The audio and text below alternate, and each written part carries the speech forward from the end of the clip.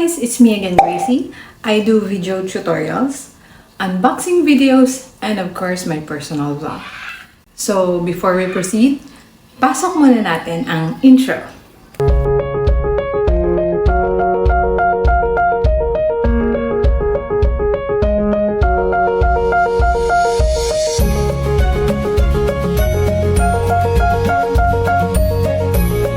So guys, our topic for today is about how to convert Atomic Card loan into cash. So if you think this video is for you, please watch until the end. So ayan guys, punta ka sa dashboard mo and tap mo po yung shop. Ayan. And then, punta ka sa Lazada. Ayan. Then, Atomic will take you to Lazada app. Ayan. Kung meron ka na naka-ready na i-place order sa Lazada. Ayan lang gagawin mo. Place mo lang siya. Ayan, check out mo. And of course, QRPH pa rin. Ayan, tapos save mo yung QR code ni QRPH doon sa i-order mo na item. Ayan, tapos balik ka sa Atomic. Ayan, then babayaran mo siya dyan. Ayan, scan mo lang siya. Yung QR, choose. Yung sinave mo sa gallery mo. Ayan, tapos pay now. Ano mo lang yung code mo. Tapos balik ka sa Lazada, of course. Ayan. Balik ka dyan. Punta ka dun sa in-order mo, sa pinlace order mo. At makabalik ka kaagad. Then, pindutin mo yung cancel. Yan, cancel. Yan. Tapos, pili ka dyan ng reason mo kung ba't mo siya ika-cancel. Yan. Pili ka na lang dyan kung aling reason gusto mo. Yan, pinili ko. Then, confirm mo.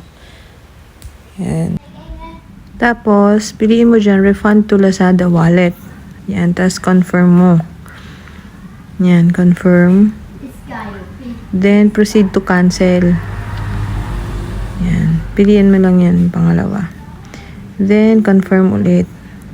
Tapos, ayan na, magko-confirm na siya. Check mo na yung iyong Lazada wallet. Ayan na. And then, i-withdraw mo siya.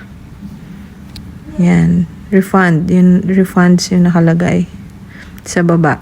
Yan yung pipiliin mo. Proceed. Tapos, kung saan mo siya i-withdraw, ayan. I-ano mo kung saan dyan. Ako kasi sa GCash ko nilagay as in end. So, pinili ko yung GCash.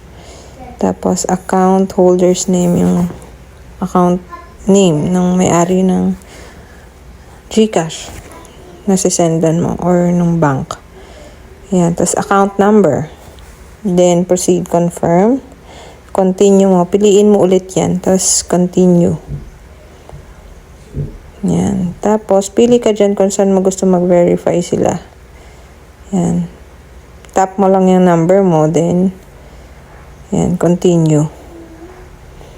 Tapos, magbe-verify sila. Pwedeng email verification, pwedeng mobile. Okay? Ayan. Nag-send sila ng verification code sa email ko. So, dyan ko pinasend. Then, yan. I-enter mo lang yan dyan with verify code mo. Tapos, done. Yan na. Ano na siya. Yan na yung result niya. Antay mo lang siya na wala na, diba?